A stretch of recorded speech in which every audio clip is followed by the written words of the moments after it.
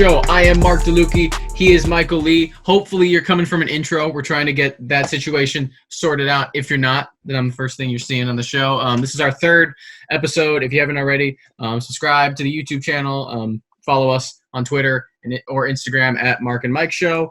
You can also subscribe or follow our SoundCloud or our personal social medias as well. We're going to be talking, biggest news in sports as usual, obviously, amidst the global pandemic.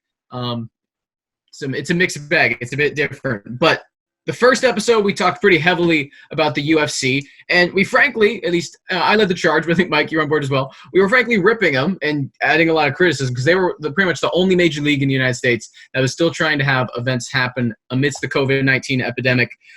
There appears to have been sort of a change of plans. Mike, you follow that more closely. Want to give me a rundown of sort of what you were thinking there? Yeah, so before I start off, I want to give a shout out to the MMA journalist, Luke Thomas. If you want to search his Twitter page, it's really fascinating. He has a YouTube channel. He's been one of the few MMA media members that's really been on the forefront of criticizing the existence of UFC 249 and kind of what that meant for the company and how they were operating. And he got a lot of heat for it. But I would encourage, if you want to hear some very nuanced discussion about UFC 249, I would encourage you to search his YouTube channel. He's posted a lot of great videos. He's taken a lot of heat for it, but I think what he said is fair and accurate. Basically, the gist of it is that Dana White, the UFC president, he had reached an agreement with Tachi Palace Resort, which is located in Central California. It's an Indian reservation, to hold UFC 249 with a new main event, Justin Gaethje versus Tony Ferguson for the interim lightweight title, in addition to a slew of other fights, including Francis Ngannou versus Jairzinho Rozenstruik. However, even though he came to an agreement, this was almost all set to happen this coming Saturday, April 18th, I believe. It was announced the other day by Dana White to ESPN's Brett Okamoto that it is off, that the higher-ups at Disney told him to stand down and to postpone UFC events for all further notice. And this is believed to stem from the fact that as California officials started to get word that this was happening in California, while technically they couldn't really stop this from happening, because the one place you can still hold MMA fights without government regulation in the United States is on Indian reservation. This is a tactic the UFC did in the early 2000s, late 1990s, when their sport was kind of on the fence in a lot of states. So basically they were trying to skirt around regulation in order to allow for the event to happen. However, once Sarah Dianne Feinstein was among them that sent out a public statement discouraging UFC 249 from happening. Also, Governor Gavin Newsom is reported, not confirmed, but reported to have contacted Disney officials about his concerns about the event going forward. Disney decided to pull the plug. Disney, if the relationship isn't clear, owns ESPN. ESPN holds the broadcast rights for the UFC. So that was that. And then Dana White also did say, now these things I think are commendable. He said he would pay all fighters on the card. He said he'd take care of fighters going forward. Now what that means is up for debate, but you would assume Dana is going to try to give some kind of financial compensation to at least some fighters that are scheduled to fight in the near future. It's unclear how widespread that will be, but he's planning on doing something. And that he vows to be the first show back, the first professional sport back on the market.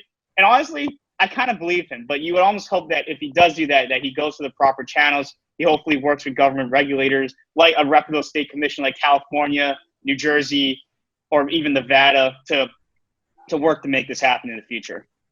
Yeah, and I have no doubt he's going to be the first one back. It's just the question of, he was late to end it. I don't think there's any denying that. You worry that sort of the same decision-making process that led them to be late to end it is going to lead them to come back too soon, potentially put their fighters at risk. One thing that, I'll give them this, well, I disagree with a lot of things they're doing. They're trying to be creative. Fight Island, direct quote, is real. If you're not familiar with Fight Island, the UFC has purchased, reportedly, a private island and is currently building the infrastructure necessary to run fights. I have to say it's kind of commendable. I was joking with you that the NFL has the money and they could probably build the infrastructure to do it. But the UFC, it's even easier. You really just need pretty much a fighting facility and then lodging for your fighters. Obviously, the way it would work is basically anyone who's going to be involved, attend or judge or participate in a fight, gets tested. If they test negative, they fly to the island and then they live on the island. It's also just beautiful reality TV if the UFC kind of wants to turn, spin-off shows and other things. This isn't totally unfamiliar for the world of MMA. Back in, I believe it was the mid 2000s, this old fight promotion called Bodog did some fights on a private island off of Costa Rica. A guy like some bigger names like Chael Sonnen actually fought on that card back in the day. Said it was a very interesting experience. I think even the UFC might just think this is a great idea now. All of a sudden, like they've had success with reality shows. The Ultimate Fighter is ultimately what saved the UFC in the first place. I wouldn't be surprised if they try to spin something down the road. Their plan is to use Fight Island for their international fighters who cannot get into the U.S. And, like they have several international champions like Khabib Nurmagomedov, Alex Volkanovski, Israel Adesanya. So the list goes on and on there. I do believe Dana White when he says that's still going to happen. I think they're right there. Now, hopefully, I think all of our hopes is that when they do come back, they have the proper protocol and procedures to do this, and only time will tell what that is. Yeah. And kind of moving on from that, while there might not be any UFC to watch anymore, there is an NBA horse competition, like that game you might have played as a kid, happening on ESPN tomorrow. Among the participants are NBA legend Chauncey Billups, former NBA players, WNBA players, Tamika Catchings and Allie Quigley. You also have other NBA players like Mike Conley Jr., Trae Young, Zach LaVine, Chris Paul, and Paul Pierce, the future Hall of Famer. Mark, what do you have to say about this? Obviously we're sports starved. What do you have to say about the NBA coming up with a televised at-home horse competition? Yeah, starved, emaciated. I mean, it just shows how desperate the NBA is for revenue and the networks are for content, which is one thing I will say. I'll give Disney credit for telling the UFC to stand down, because ESPN could really use the fights to run right now. But again, that really should have come from the UFC. It should have been Disney's call. I think Trae Young's the favorite. Zach LaVine would be if dunking were allowed, but dunking is not allowed. But you got a Hall of Famer in Tamika Catchings. She's part of the 2020 class. I think it'll make for at least some clips that I'll see on my social media feed. Will I watch this? No, not live, at least not unless I hear really good things about it. But, I think it's, something to fill the time, something to make some highlights and, build something out of. So from that perspective, I don't blame the NBA for trying it. It's just not going to be what pushes me to turn on the TV. I think I might watch it. At the very least, I'll record it and watch it later. It's obviously not something I feel like I would have the need to watch, right at the time. But I'm sure ESPN would take my view regardless. Honestly, like the NBA coming up with anything at this point, hey, I'm here for them to try it. So yeah, and the league and the players are trying to make up revenues that they're going to lose. So again, everyone has an interest in trying to come up with something new. It's just not going to really move the needle for me. In other news, talking about loss of revenues and what it can mean for a startup league, though, like the XFL. XFL, obviously, Vince McMahon's baby for decades. He tried to bring it back once again, and just luck of the draw, could not have timed it worse. The pandemic pretty much killed any chance of them getting more revenue this season. They do not have, after investors probably invested a lot in the AAF. I imagine they were even drier to find new sources of investment amidst this. So they've shut down. Mike, what do you sort of make of that? What's going to be the fallout of that going forward? I think I watched a decent amount of some of the XFL games this year. I would say the product wasn't bad. It wasn't outstanding. It was football. I would rather watch other sports, honestly, during that time than football. But you do kind of feel bad for the XFL. The timing couldn't have been worse in the end. Like, if you're trying to start up any kind of enterprise right now, this is the worst time to do it, really, especially something like the XFL. I think it actually would have finished this season, unlike the AAF last year. But obviously, COVID-19 did not allow for that to happen. It's a little bit unfortunate that, this was an opportunity for some other guys to get into the league. And we're seeing some players benefit, like PJ Walker and Jordan Ta'amu, benefit from their time in the XFL and parlay that into NFL contracts that probably wouldn't have existed otherwise. So that was good for them. I think we'll also see some of the rule changes find its way to the NFL, like the Sky Judge. Maybe they'll experiment with with different onside kick opportunities and kickoffs like the XFL did. I think that brought a breath of fresh air to football in general. So that will probably be the legacy of the XFL, just like most of the other leagues. The NFL kind of just took the best ideas from those leagues. Yeah, I was going to say I think the NFL is going to copy a lot of the things the XFL did. I give them credit. They're an upstart, and they were trying to be creative with it. Spencer Hall wrote a good thing over at Banner Society for SB Nation that sort of just went down. It was actually fun with what they were doing. They were limited, but, I thought it was fun with what they were doing. And really quickly going over some of the last few headlines on the NFL draft, there's some general managers and executives that are a little bit worried about their systems getting hacked. Really quick opinion on that, Mark. It's hilarious because just so many. I mean, the NFL is the epitome of the anti-analytics revolution. So many coaches are old school. I find it hilarious. I also love the idea that Bill Belichick is going to find a way to hack into teams, maybe make some bad trades or bad selections. I mean, again, I think it's entertaining from a reality show standpoint, which is really what the NFL draft is. You're selling hope, but you're also selling entertainment. I kind of think it's hilarious. I mean, I think we're on the same page here. A draft can happen. It's not necessarily convenient, but I just think I kind of want a hacking to take place, honestly, because I just think it'll be, from our perspective, absolutely hilarious. But speaking of time on their hands and technology, though, we're seeing a lot of college football coaches kind of show their true colors. They got more free time on their hands, I think, right now than they normally do, and they're getting themselves in some trouble. And by the way, deservedly so. I don't mean that to say that people are looking for it. You had Mike Leach, who tweeted out a photo of I won't get into the details of it. You can look it up for specifics. He had to issue an apology. A number of players are entering the transfer portal now. But I think more specifically, you had Dabo Sweeney and Mike Gundy when they were asked for comments. And granted, these guys are not medical experts, but it's also part of the reason you kind of want them to sort of defer. Sweeney made some fairly strong comments. He is yet to be involved in a PSA telling people to stay home. He's basically said, look, college football is going to be fine. We're not going to be touched by this. Then Mike Gundy, and this is sort of the bigger one I want to focus on. I'm just going to read the direct quote here. When he was asked whether college football is going to happen. In my opinion, we need to bring our players back. They are 18, 19, 20, 21, and 22-year-olds, and they are healthy, and they have the ability to fight this virus off.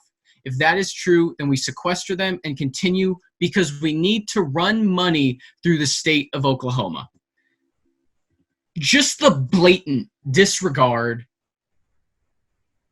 for the health of his players. First of all, the idea that younger people are not at risk from this virus is absurd. I'm going to read you. This was an article March 25th. Bryce Beekman was a starting safety for the Washington State Cougars, excuse me. He was a rising senior. He died this March. He was 22 years old. Now, the coroner has yet to release his report, but when he called 911 and they found him in a coma and he eventually passed away, the reports were breathing problems. It is very likely that Bryce Beekman, one D1 player, has already died from COVID-19.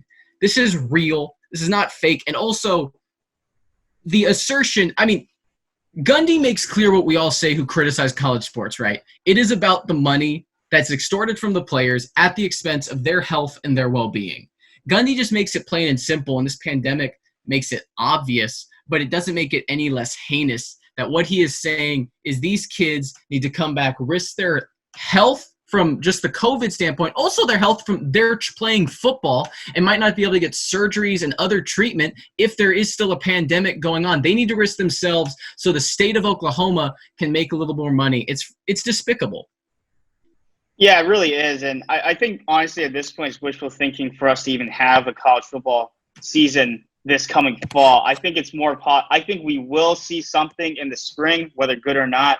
Obviously, the allure of college football money is too big for these schools to pass up. And these schools are already kind of bleeding money. I've seen reports that schools are losing up to $100 million because of the pandemic, and that's only so far.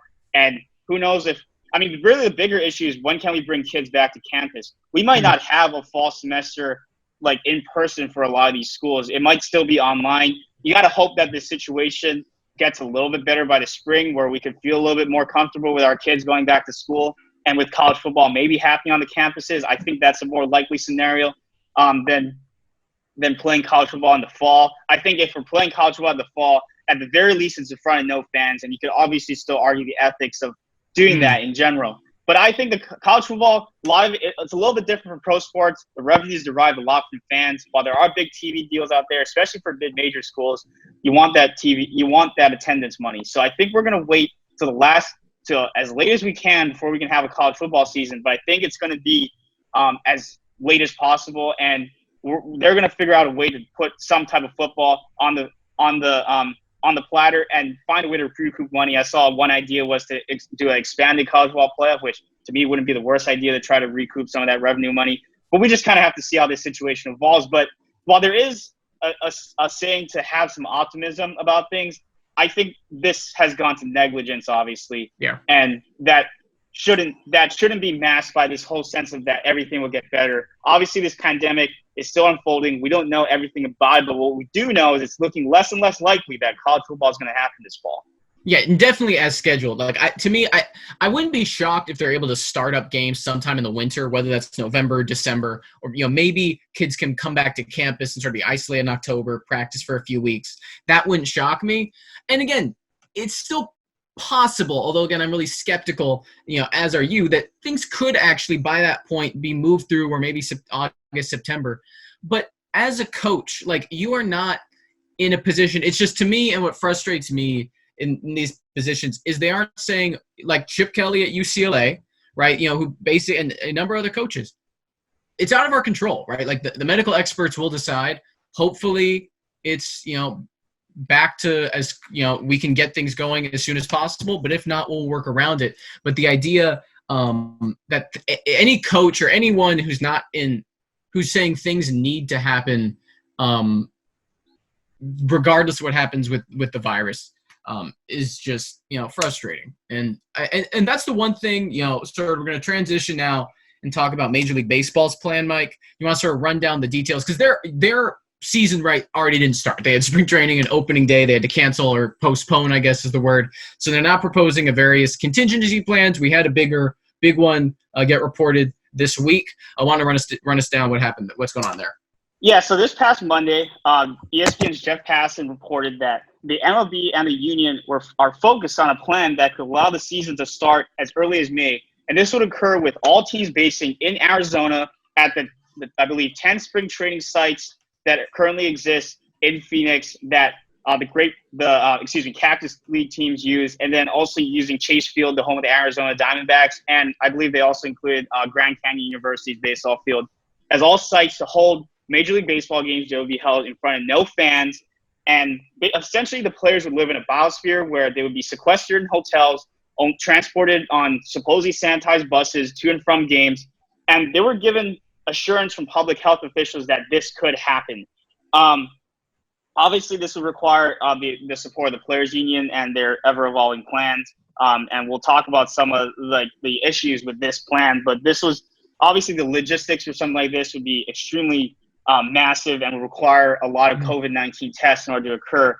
And then kind of after some more reporting, it came out earlier this week by Bob Nightingale of the USA Today that MLB was considering a new realignment plan to complete the 2020 season in a shortened form by having teams using all their spring training facilities and splitting up instead of the American League and the National League. Basically, the first time since these two leagues have existed, we would split into the Grapefruit League and the Cactus League. And that created some really intriguing divisions. Like, for example, in the Grapefruit League, in one division, you had the New York Yankees, Philadelphia Phillies, Toronto Blue Jays, Detroit Tigers, and Pittsburgh Pirates. Obviously, this is a mix of AL and NL teams that normally don't play each other.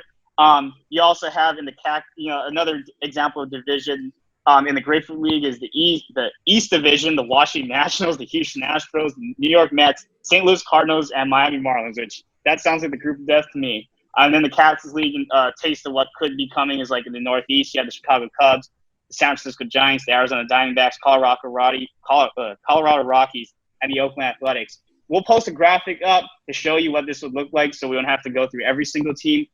Basically, some other logistics of the plan is that you'd see baseball potentially move forward with electronic strike zones so the umpire wouldn't have to stand right behind the catcher. And you would also you might see shortened games like 7-inning games and stuff like that. Obviously, a lot to take in. What's your opinion on all this? Yeah, I mean, we'll talk about the dynamics. I'll get to the dynamics with baseball. But the one thing I think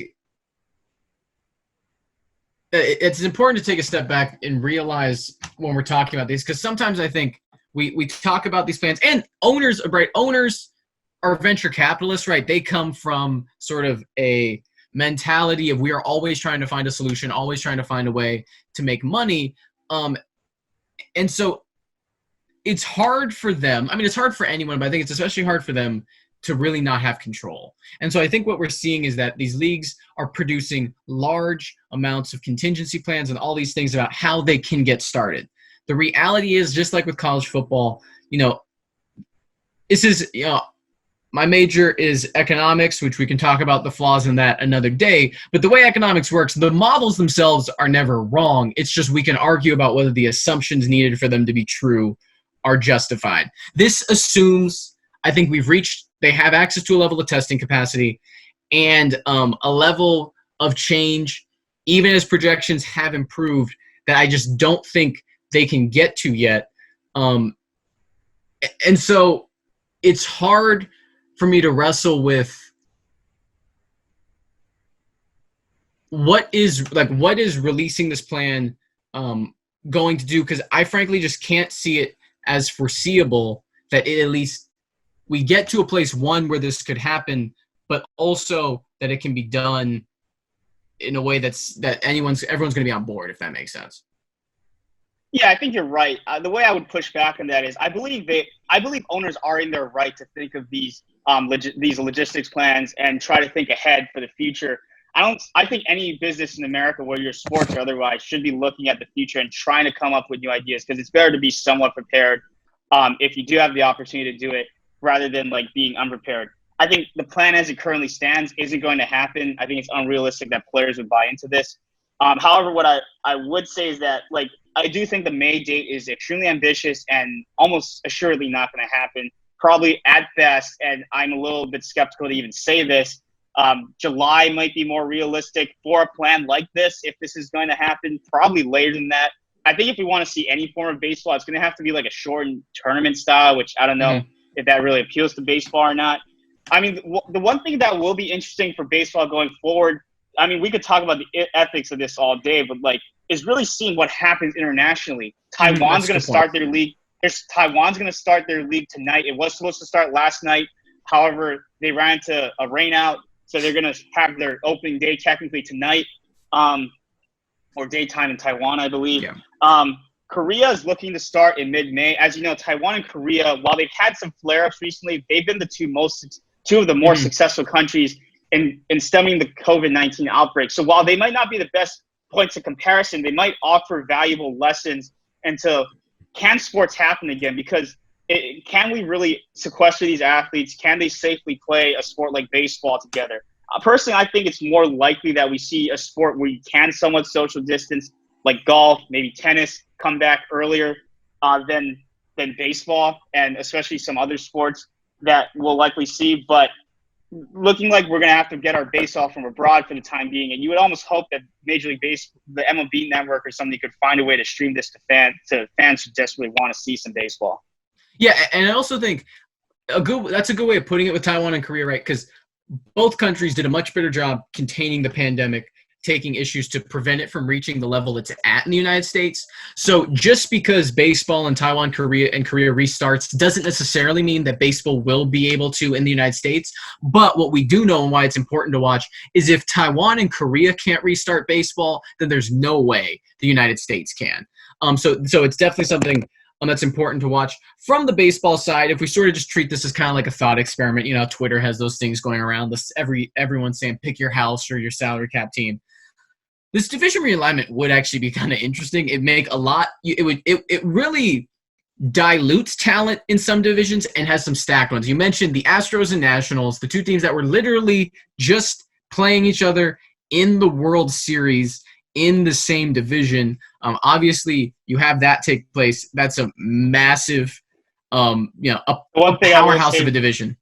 The one thing I will say with that division, though, is like pretty much all the teams are good. The Marlins would probably get wrecked in that division. They'd have the number one pick the next season. They'd have the number one pick the next season locked up. And the Giants and Diamondbacks and Rockies, sort of most of the NL West, they get thrown in with the Cubs and A's. The Diamondbacks would love that because that sort of opens up that division without the Dodgers.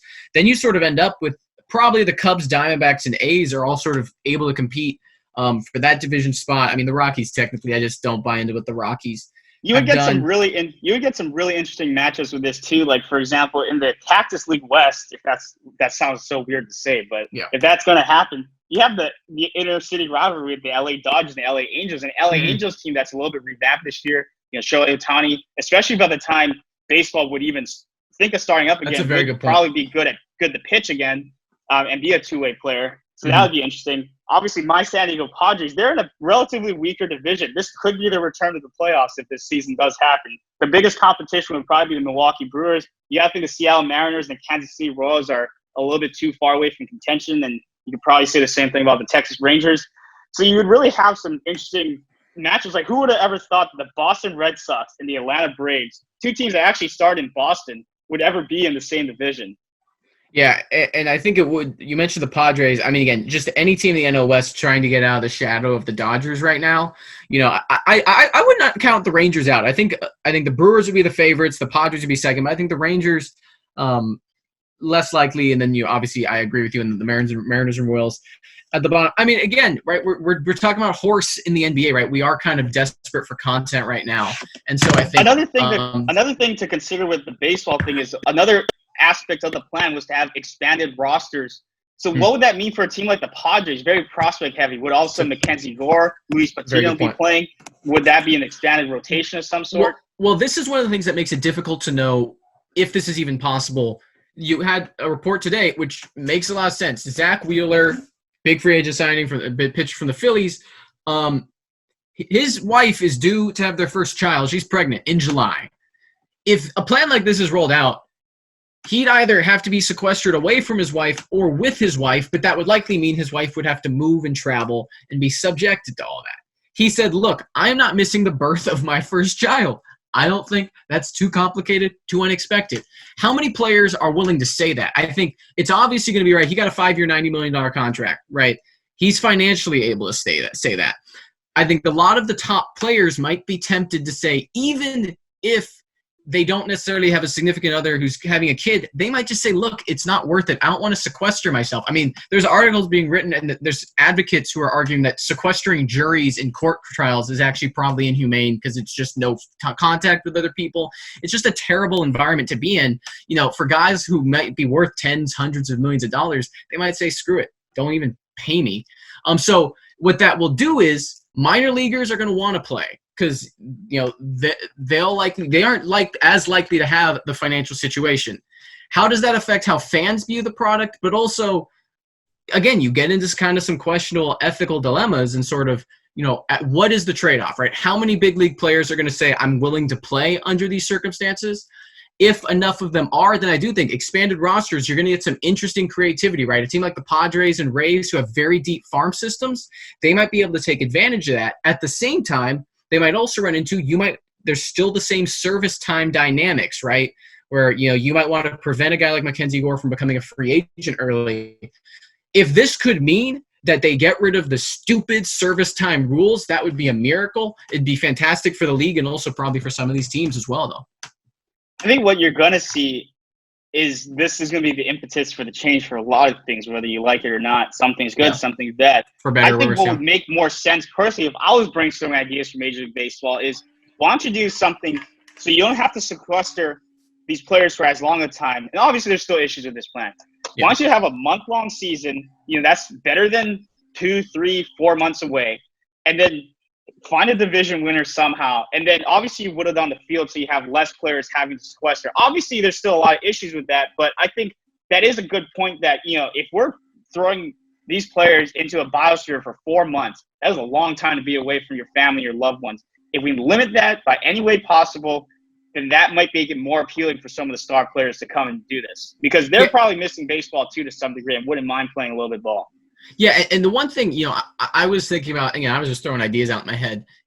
Baseball has the money if they wanted to obviously, the question is, well, I guess the big thing is, do these leagues have access to tests? Because you need access to testing to, be able to test your players, make sure no one has it, because otherwise, Rudy Gobert in the NBA, right? We talked about that in our first episode. It shuts down immediately if 1 or 2 guys gets it, or at least it should. Maybe what you could do is almost a rotating schedule, right? Because when the first proposal came out that they were all going to go to Arizona, 30 teams in Arizona, that's 15 games. That's just a lot. Maybe the way you do it is you do 4 teams that come out for 2 weeks and they play double headers. You know what I'm saying? And 4 teams come out, they play double headers, round robin every day. So every team plays 28, 30 games. Then those guys get to leave, then 4 more teams come. Like, that might be a way to do it. So that way you're limiting the time of sequester. But again, then you get into issues, right? Pitchers, that's a lot of innings. Like, how do you manage that? Again, I'm not saying there's an easy solution here, but I do think, again, we've said a lot, there's opportunity for creativity here. And I think we're going to hear some, creative potential solutions or proposals that we'll keep talking about, because I do think there's some interesting ideas here. Some that will only be applied to the time of a pandemic, but some that may just make the league better going forward. Yeah, I think we'll see crazier ideas come out. Like, definitely. I think from baseball perspective, you and I are pretty intrigued by this whole Cactus Grapefruit League thing. Don't be surprised to hear crazier things come out that might be fun in the end. Like, and hopefully we can find that good balance between fun and safety of the players. Not sure how you do that. That's obviously for baseball to decide going forward, but we'll see how this situation unplays. Moving on with some topics now, we're going to do a little bit of a quick review of free agency transactions in the NFC West. Obviously, the NFC West, you don't know, is comprised of the Arizona Cardinals, San Francisco 49ers, the Seattle Seahawks, and the LA Rams. Last season, the San Francisco 49ers tightly won the division, San Francisco 49ers, over the Seattle Seahawks in a very crazy game to end the season and determine the division. Obviously, the San Francisco 49ers went on to the Super Bowl, lost to the Kansas City Chiefs. Seattle Seahawks, they lost the Green Bay Packers in the divisional round. Obviously, 2 years ago, the LA Rams went to the Super Bowl, lost as well. Arizona Cardinals haven't really been relevant for a little while, but we have some shakeups in this division that could really change the trajectory of it going forward. So we'll start with the Arizona Cardinals. Biggest news was their addition of DeAndre Hopkins from the Houston Texans, basically for a first-round pick and David Johnson. So unloading David Johnson's big contract and getting one of the top-end receivers in the NFL in DeAndre Hopkins. Obviously, that was a big trade. What was your take on that? The best move of the offseason. And again, we will get to the AFC South eventually. And at that point, we will talk about Bill O'Brien as the general manager of the Houston Texans. And I will get to unload how incompetent he has been in his time in charge of player development. I also think he's not a very good coach, but he's at least more passable as a coach than as a general manager. You also misspoke. They didn't give up a first-round pick to get one of the best receivers in football on a very good contract. They gave up a second-round pick and unloaded Dave Johnson, a massive running back contract, and got a fourth-round pick back. So an incredible boon for the Cardinals. Now we know who they've been talking about. Larry Fitzgerald, he aged incredibly, but who's going to be the next guy? Are they going to draft someone? It's a deep receiver class.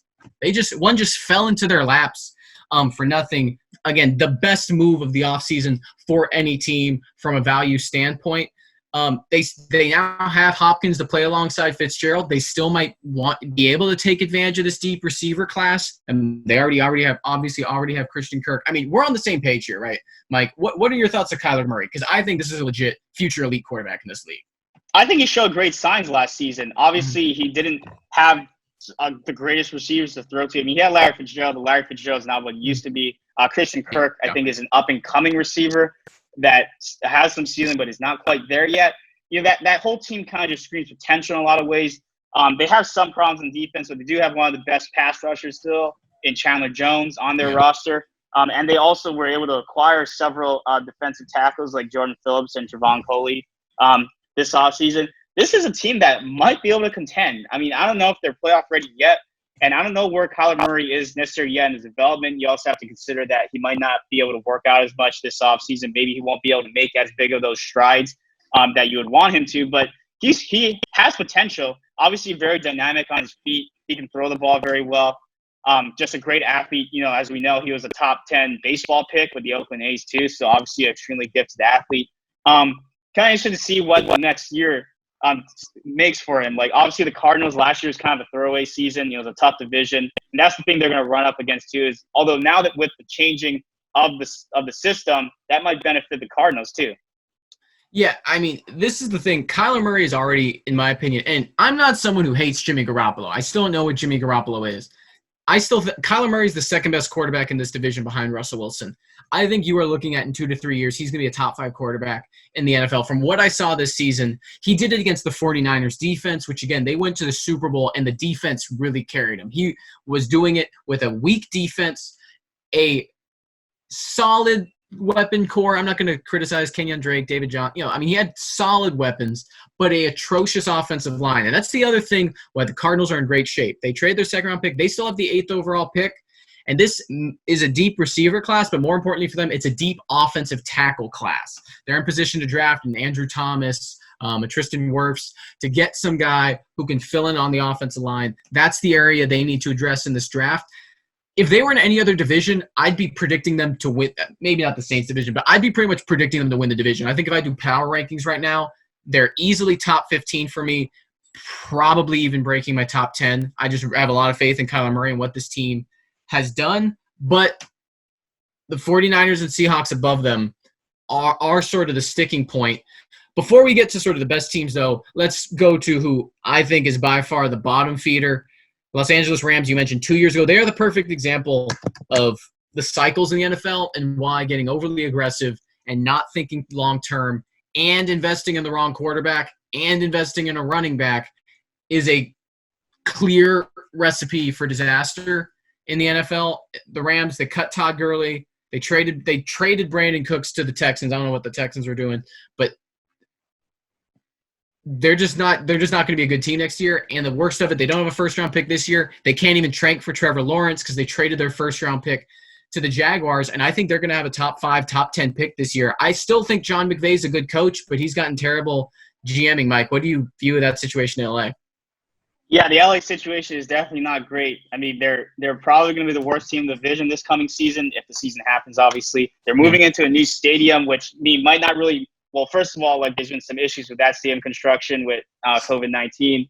And there might not even be any fans to go in the first place. But obviously, when you move into a new stadium, you kind of want to build some excitement for the team, and you're not doing that right now with the LA Rams. They let go a lot of their top pieces. Todd Gurley went to the Falcons. Dante Fowler Jr. went to the Falcons as well. Corey Littleton to the Raiders.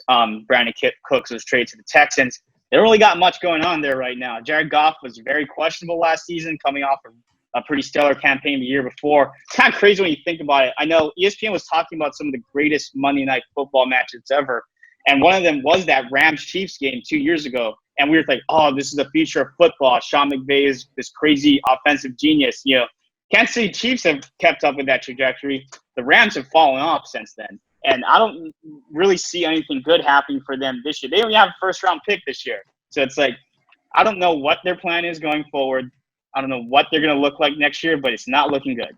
They have $23 million in dead money on their cap from the release of Todd Gurley and the trade of Brandon Cooks. I mean, that's going to impact you every time. They don't have the first-round pick. They do have a couple third-round picks. They have their second and fourth. They're just going to really need to hit on this draft. They can't really afford to miss much at all. This is the hope, though, if you're a Rams fan. One is Sean McVay is still a really good coach. He's still a good offensive schemer.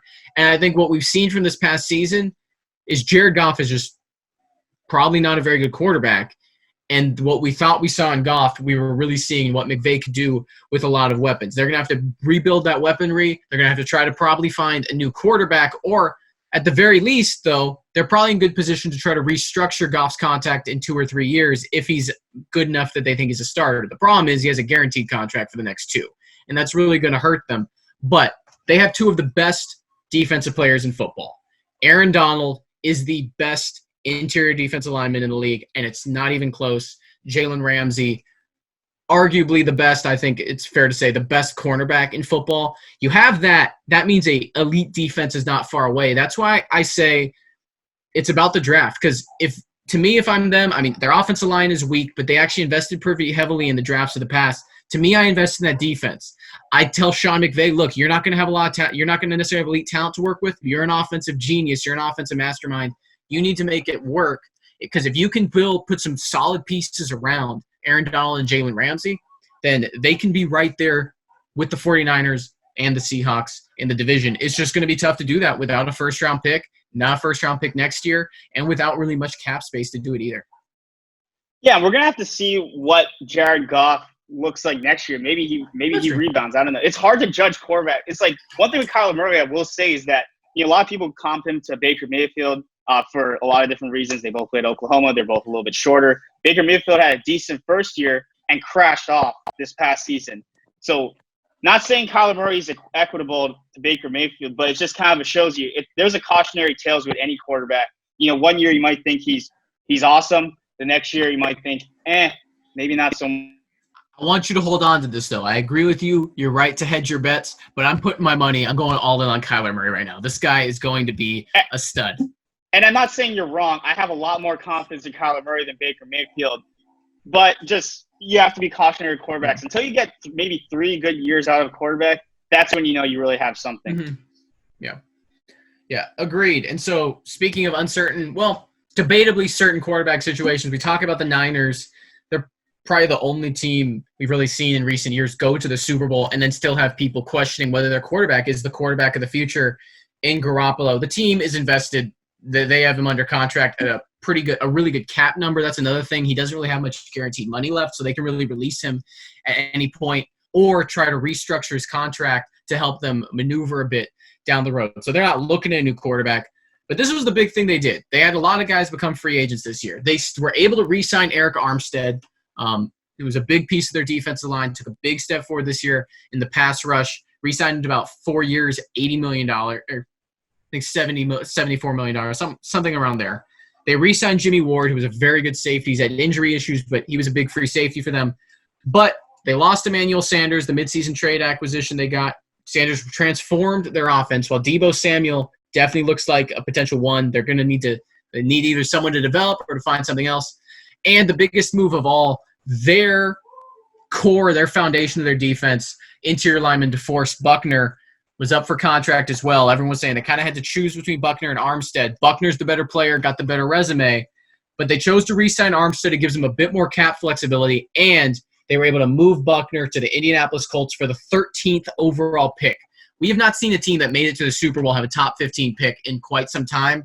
They currently have the 13th and the 31st selection in the first round, but don't have another pick until the 5th round. So they're going to be, I guarantee you this, Mike, they're at least going to make one trade on day one of the draft. I wouldn't be shocked if they end up making 2 or 3, even just in the first 2 or 3 rounds as they maneuver to figure things out. So that's going to be big for them because they have a lot of guys to sort of figure out. But they added pretty much nothing. They're going to run a lot of the same team back and bring in the draft prospects. Are there any particular holes you see or areas you think they need to address in particular? I think one hole that they obviously need to address is wide receiver. Yeah. They got rid of their top receiver, Emmanuel Sanders, and one of the biggest issues for the Niners until they got Emmanuel Sanders was the receiving core was drop passes. Yeah. Deebo Samuel was okay, pretty good throughout the season actually. So they're going to want to bolster that receiving core. You have a pretty good receiving class to do that. I'm not sure if they're going to be able to get Jerry Jeudy necessarily or that caliber receiver, but they'll probably just be able to go right below that. The Niners will probably be able to get some other pretty good options at the receiver position to fill that hole. And I don't think the trade of Buckner was that bad when you think about it. It's like Buckner was one of your best players last season, but also you get 13-round pick for that, and you have a pretty good depth at defensive line. Your defensive line might not be as dominant as it was last season, but it'll make do for sure. Yeah, well, here's the thing. Their defensive line, that was the foundation of their defense, arguably the foundation of their team. That is not as good. But what I think teams will get caught up doing, and this is kind of what I think the Rams did and why, again, you never want to trade DeForest Buckner, but you also have to realize you had a great defensive line last year. But sometimes you can get too busy maintaining that great defensive line and lose track of having a great defense or lose track of having a great team. That's kind of what the Rams did with Todd Gurley. They were focused on having a great offense and great weapons. Then they invested in Todd Gurley, invested in Brandon Cooks, and then the rest of the team fell apart. And then, now they're stuck where they are now. So they very well could regret moving Buckner, and it's about what they do with that draft pick. Receiver is obviously the obvious need, but as you mentioned, this receiver class is deep. There's probably 10 to 15 guys who get picked in the top 2 rounds. They could address it at 13 if they like a Judy, a Ruggs, or a Lamb. They could also try to trade back in that 20 range. There's Justin Jefferson, maybe even in the 30 or in the second round. So they have options there. The other spot is cornerback. Richard Sherman is obviously still fantastic, although he did get burned a couple times in the Super Bowl, but he's a fantastic corner, but obviously getting close to, elders, statesmen of the league at this point in football years. Opposite him, the number 2 spot, Emmanuel Mosley and Akella Weatherspoon. Mosley was better at the end of the year, but you aren't necessarily super confident in either one of those guys going forward, especially in a year when Sherman's a free agent. So those are the 2 spots. You probably want some insurance at the safety spot, maybe a guard. Obviously, you lose Buckner if you can get a stud at the interior D-line. I think that's something to watch as well. But they're really doing – what impresses me – I don't know if it impresses me, but I think the cool thing about what they did and just the interesting thing is it's rare that a Super Bowl team is able to essentially run it back without sacrificing long-term flexibility in terms of the cap. That's what happened to the Rams. In one move, by trading DeForest Buckner to for the 13th overall pick, they were able to not only give themselves a young asset now that they control and a chance and a lot of flexibility in the draft, but basically what gave them the flexibility to re-sign Armstead, re-sign Ward, and now they're basically are able to run it back and in a position where they should be able to give George Kittle an extension. So again, I'm a 49ers fan, but I'm also usually overly critical, and I'm actually cautiously optimistic about where this team stands relative to previous teams like the Rams who've been in the Super Bowl and lost. Yeah, the Niners look pretty well set up. We'll have to see how that going forward. Trying to go back to the Super Bowl is normally a pretty tough task, so we'll just have to see how that plays out. And, obviously going to be an interesting season coming up. And to the last team in the NFC West, the Seattle Seahawks, they came off a pretty good season, sometimes inconsistent, especially down the road. A lot of injury problems towards the end of the season. But looking to reload a little bit, they added Greg Olsen from the Panthers. That's a pretty big addition to their offense. I wouldn't call it a big addition. Yeah, he's a big resume, but I think Olsen is still he is not going to – I think he's a complimentary piece. I don't even know if he's necessarily going to start on that team. Other than that, though, the Seahawks haven't really done that much this offseason. They added Bruce Irvin from the Panthers. That was really maybe another big acquisition. They still have some problems. Their defense was a little bit questionable, especially on the D-line. This is not the Legion of Boom that we've become accustomed to seeing. I think a big key for the Seahawks would be, can they re-sign Jadeveon Clowney? Even though he didn't have the greatest year, that's still a high-end defensive tackle or defensive end that you would have employed. People, I think, were seeing the Seahawks last year and thinking on reputation, think about the Legion and Boom of Boom teams. That team last year was the Aaron Rodgers Packers 3, 4, 5 years ago. It was a team that had not enough weapons offensively, a terrible offensive line, and a slightly above-average defense that Russell Wilson was carrying to nearly winning the NFC West, possibly a deeper playoff run. I think things shake out a lot differently if they do beat the Niners in Week 17 and the playoffs go a bit differently. Russell Wilson, I caught myself. I don't think I can take him over Mahomes, but he is right there. They are even for me, honestly. He is that good, and that sort of, I think, gets undersold because of the reputation of the Seahawks defense. They need an edge rusher. I think they're waiting out the market for Clowney because there's just not a lot of cap space left, and they have it, so they're in a good position to bring him back on a good deal. He's still a really good player. But they also have their first-round pick, a pair of seconds, a third, a couple fourths. They've done an okay job. They haven't been as good as in previous years, but they've done an okay job drafting, and they need to hit on a few pieces. But the thing with the Seahawks is just you look at that roster, they just, outside of Russell Wilson, you will be hard-pressed to point out to me a player on that team that's an elite talent. They have a lot of solid starters and average players. And so the thing is, you look at it and you go, there isn't necessarily big holes. Again, let's assume they get Clowney back. He would be in that category. So edge rusher isn't a big hole at that point. They don't have huge holes, but they also really don't have a lot of strengths outside the quarterback position. And that's where they need to hit on some top-level talent, or they need players to develop more, because otherwise I think they're going to get caught in this sort of in-between where, again, I don't think they're as good as the 49ers. The only reason they're close right now is because Russell Wilson is so good. And you don't want to waste prime years of a quarterback like that. And I worry for Seattle's sake, that's exactly what they're in the process of doing. Yeah, obviously we'll just have to see how this plays out. Just to wrap this up really quickly, personally, I think still the Niners are probably the best team in this division. I agree. I still say the Seahawks are second. Wouldn't be surprised if the Cardinals end up becoming that team, and the Rams are the last place team in this division. Coming out of free agency, obviously a lot will change with the draft and what unfolds this offseason. What's your take on that? Yeah, just because I'm buying into Kyler Murray, I'm buying a lot of that stock. I might as well. I think it's Niners 1, Cardinals 2, Seahawks 3, and Rams a distant 4th. I think the Niners are in a position to regress, and I understand why people are going to be tempted to say that. At the same time, I think Shanahan's a good coach. The loss of Buckner is big, but I mean, granted, it's going to depend a lot on this draft and really what they do in the first round. Because again, they traded their second round pick for Dee Ford before last season. They traded their third and fourth round picks for Emmanuel Sanders in the middle of this season. So they have the 13th and the 31st picks. How they maneuver with those picks, either if they take a guy, if he's going to be able to step in and fill a hole immediately or be a huge upgrade, or if they trade it for other assets elsewhere, is going to be key for me. But I trust what John Lynch and Shanahan have done in the draft in such a way where I think they honestly have a bigger gap on Seattle than it looks just looking at the record last season. Seattle, good draft capital, but again, I just really like Kyler Murray. You just added DeAndre Hopkins now to give him an incredible weapon. I think they're well situated to add to the offensive line. Is the defense going to be questionable? No doubt, but I don't have a lot of faith that the Seattle defense is particularly elite enough in a way that's going to make a difference. And Cliff Kingsbury, jury's still out. He hasn't evaluated a lot of close games. But I don't really trust Pete Carroll in a lot of late game situations. Like in terms of if we get into a lot of close games, I think coaching does matter here. And I don't view Pete Carroll as necessarily a great coach. I think he has a fantastic quarterback that's kept them in a lot of close games.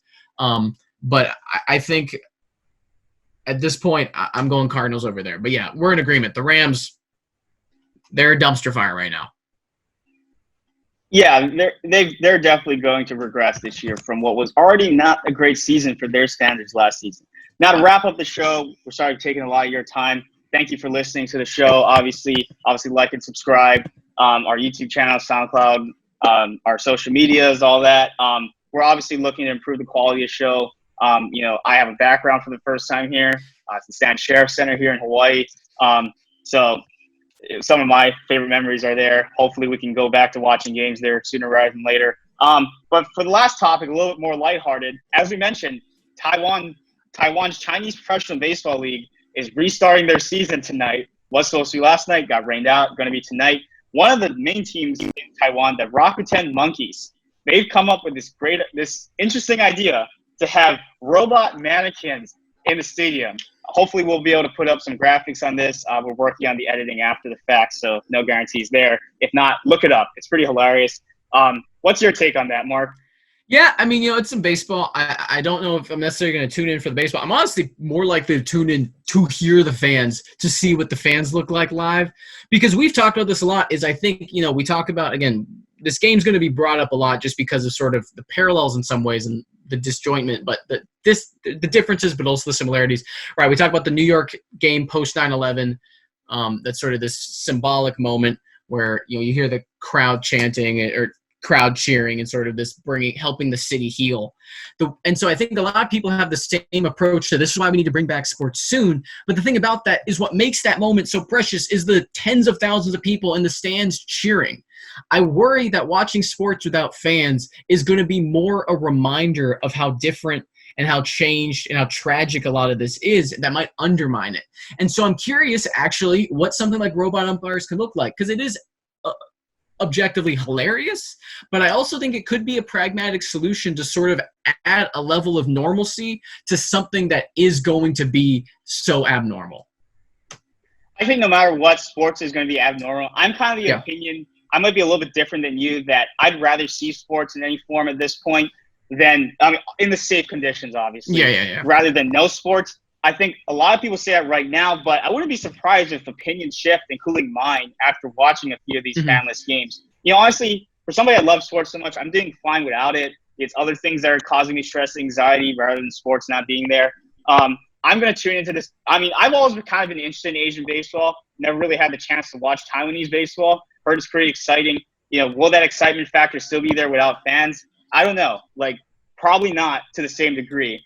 Korea is kind of known for that too. But at least with Korea, they love their bat flips. I think we'll see some bat flips in Korea when that happens. I've even seen some of the intra-spot scrimmages they've been doing that they've still been bat flipping. So that's a fun part of it, I guess. just to watch some baseball. Like we were supposed to be, a few weeks into the Major League season right now. We'll see. I'm just kind of curious to see. I'm probably not going to watch every game and not going to watch it all the way through, but just to watch a little bit, I don't think hurts. If you want to watch it, it seems like there's going to be some Twitter feeds that have it. Some Twitch feeds might also have it. I would encourage you, if you're interested in CPBL baseball, go to cpblstats.com. There's a pretty good overview of the league, and there's also some pretty good ways on how to get overseas viewership of these games. Yeah, I mean, it's exciting. I do think MLB is missing an opportunity if they're not trying to work out some contract, at least short-term, temporarily, to try to air some of these games on MLB Network or MLB.TV. Obviously, the leagues would love the exposure and the revenue, but also it would give baseball, MLB, also something to air on network to help grow the game as well. I think what we will see is MLB might make more of a concerted effort for Korean baseball. That comes back. That's a more known league. The Taiwanese league is known to not have as good of a quality as the Korean league, and definitely not as good of a quality as the Japanese league. I think, depending on what baseball plans to do, if they kind of come to the conclusion that we cannot do this by July at the earliest, then yeah, we'll try to air some of these games. I think that's a great opportunity to promote the sport, to expose some new fans. Obviously, the time zones would kind of be weird for us in America, but I think it's baseball. It's something to watch. Honestly, I'd rather watch live baseball than some recorded game of the 1989 World Series. Or rather watch recorded baseball than the NBA horse competition. I will stand by that. Other thing to check out. I saw the Taiwanese basketball league is playing right now too, and they're streaming on Twitter. So if you're a basketball fan, there's something for you in Taiwan too. We might have to go to our sports internationally for a little while. Yeah. Another thing before we sign off, if we we'll see. We might have an episode before then, but if we don't, the WNBA draft is this week. I believe it's the 17th. That'll be on ESPN. Again, just check it out. Again, incredible athletes. Obviously, Sabrina Ionesco's the star, going to be the star of the show. I'd be surprised if she's not the top pick. But also just get to know the new WNBA players, see how they fit in. And it'll probably get more coverage and in-depth analysis than WNBA fans are used to, simply because ESPN doesn't have a lot of content. So this could be a benefit for the league and the sport as well. So hope that works out. Yeah, that's it. Hopefully we'll have a show coming shortly. We apologize for not having a show sooner. We've been a little bit busy with schoolwork and whatnot, kind of kicking up again. But hopefully we'll be able to produce some content for you guys a little bit more frequently going forward. Signing off. This is the Marc and Mike Show.